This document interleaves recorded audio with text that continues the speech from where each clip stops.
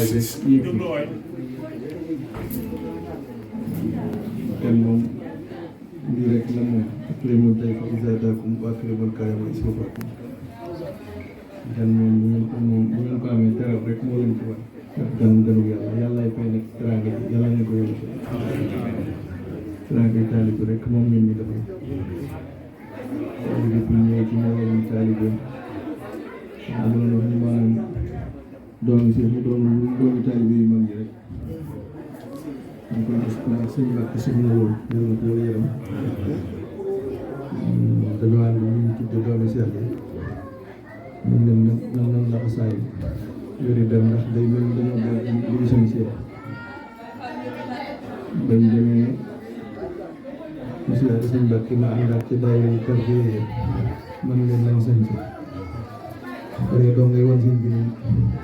am nañ lu baax koy sañ si wala bu moo dikkee sëñ Mbàkke yëpp la ma defaat ma teg ci nii ma taw taalibe daa war a am yàlla nu yàlla may li gën ci taalibe te bañ ko yàq waaw di ndaje bi benn waxtu rek doy na sëkk ndax boo jóoli bari sa xaay la sëñ bi wax bu koy wax yonent bi nag ji ma ma tax kaay leen ci géeju texe géeju texe mooy sëñ bi rek sëñ Cheikh Mbacke rek balaa bu daa xam li ñëw ñu ni gaay mën nañ ko gaay dem bala ñii ndaje mi léegi mu tas fu nay nettali di ci mujj ku ñëwul woon naan su ma ne su ma woon ku xasoon ñëw sant yàlla ma ne yàlla bokk sant yàlla ñu ñaan xasaay gi ma day gan bismillahi rahmaani rahim bismillahi mina shaytaani rajiim bismillahi rahmaani rahim bismillahi fatim alaykum wa bashir al-mu'minin wa mubashir ma'al mutari ila shiwa'i qawli jari inshallah wa sallam ala wa fi jilil mu'minin wa ala أبيت بالخط وفي التلاوة والحلال بإذن الله وللرسول ولشيخ الإسلام والقبول نفعني نعم ونحن سواء لقلب كل فائز من سواء إن لنا الباحثته ولنا خير ولا ما ليس والخلد إن شاء شكري بعد شكر حمدا بالامتحان سابقا خالدا لوجه النافع ما توجه لي ردا ولسواء وجها هدية من المكرم الكريم يا أبدا خير لست العليم ودعني كل ليالي لم يكن من النسيم تعالى له بكل فرق بيني وبين الشر من كان لي في البحر ثم البر وبشارتي به واجر وشاني عن أسى والهجر حب النبي المنتهى نور مدر كما بسرا لبدي ومهدر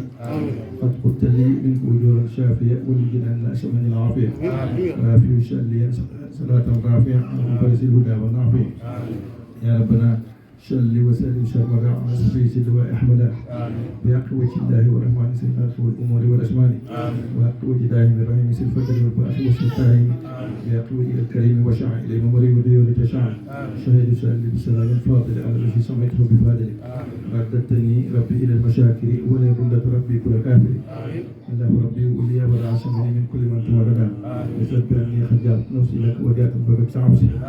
متسما بالله والرسول صل عليه والتسليم معمول واجعل منامي وقوعي مثل كل عبادك لديك مسلا من الحرمات والاجور والامل وليات منك بشارات سمع نافي وصلي ابدا وسلم على الذي بصر كل مسلم يا فاتحا بصر الجنان شرع لا فتح الجنان نافعة لمسلم ومسلم عاشقة لمجرم ومجرم بلا آفة ولا كدر في ولا بيني وبين كل أحد أبدا آمين يا رب العالمين وجل عصيد أبيات خداك ما فاتني بالسر وطلعني في كل ما منع آمين يا رب العالمين توفيق سبحانه الله.